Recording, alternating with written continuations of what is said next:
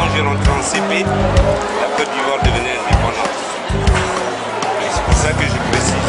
Sinon, j'ai vécu 28 ans en Côte d'Ivoire. Donc, tout ce qu'on appelait miracle et tout ça, j'ai connu. Et je suis venu ici à 28 ans.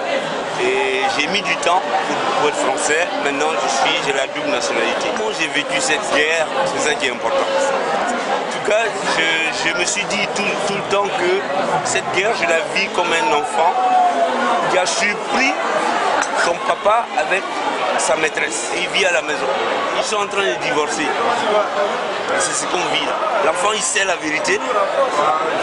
Et le papa accuse la maman de plein de choses. Or, l'enfant sait pourquoi sa maman est devenue indésirable. Qu'est-ce qu'il fait? C'est un peu ce qu'on vit.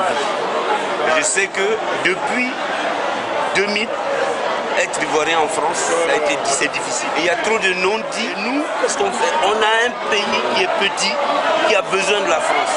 On est français.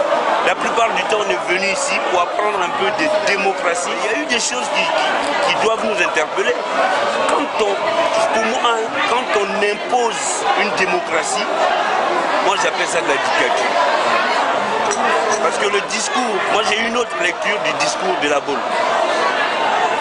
La démocratie, on ne peut pas l'imposer à un peuple qui a au moins 77 ethnies, qui a plusieurs religions, sans avoir fait au préalable une éducation de masse. Aujourd'hui, on nous impose des gens. Je ne sais pas si vous avez suivi l'émission. Moi, j'ai toujours, dans ma génération, on sait qu'aucun président en Afrique n'a jamais été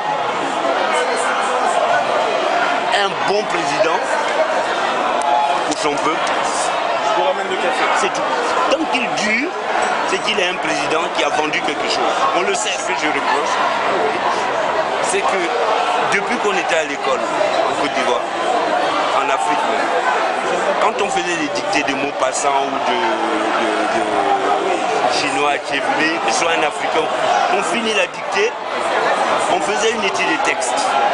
Et l'étude était déjà au CM2, c'était pour nous apprendre à lire derrière les mots. Mais aujourd'hui, la télé, c'est-à-dire des années plus tard, la télé nous met des images et normalement un parent doit mettre son enfant devant la télé tout seul quand il est convaincu que l'enfant a un esprit d'analyse. Parce que ce qu'on voit là, si on ne peut pas réfléchir, c'est pas la peine. Des trucs hostiles là.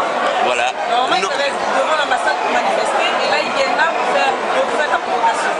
Ce que je veux, c'est que ce à quoi je prie, c'est qu'on a évolué. Le discours qu'on a tenu à nos parents, il faut que ce discours-là évolue. Parce que le loupard, c'est-à-dire que le petit voyou de 1975, ce n'est plus le même aujourd'hui en Côte d'Ivoire.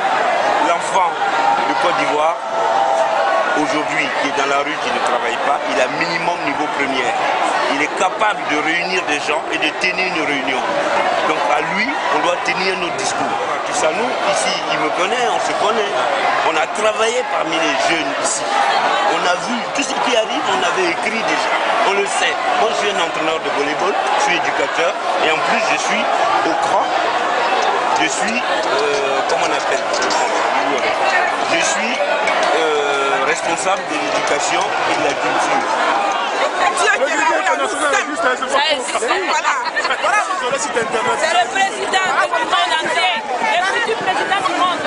Oh, la Côte d'Ivoire, Le président du monde entier, le futur président du monde. Le président de l'ONU.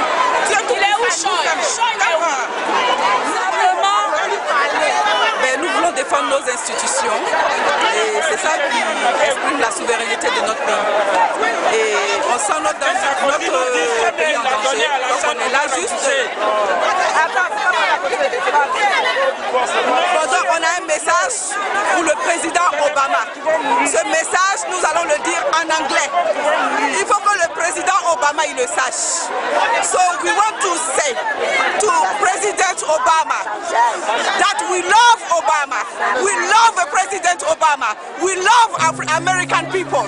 So we don't want the President Obama to involve in Ivorian business. So he have to leave us. Okay, that's all. we want to say to President Obama. Thank you.